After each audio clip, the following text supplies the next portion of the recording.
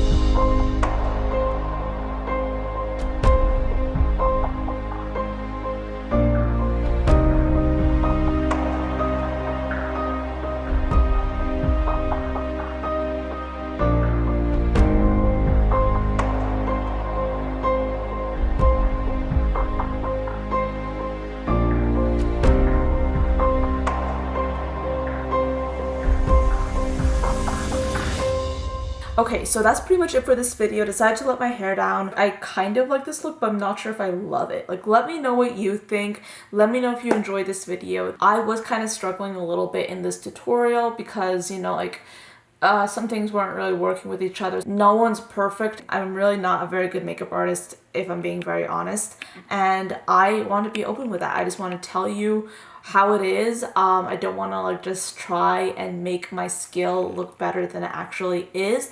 Maybe you like this look, maybe you don't like this look, but I just kind of want to be honest and open. And sometimes when you're doing like very high-speed tutorials, it can be a little bit easy to make it look like you're better at makeup than you actually are, but I just want to be open with you. But I just want to say before I sign off on this video, don't feel like you have to use every single product that I mentioned in this video, or more to the point, please don't feel like I'm trying to tell you to use every single product in this video in order to recreate some kind of version of this look right here. Just use whatever you have. Literally just look at your collection and see what you have and use it. Use it to create this look or something similar or something completely different. If you're inspired slightly by this look, just see what you have and use it. That's kind of where I wanted to leave this little video. Everything will be linked, or not linked.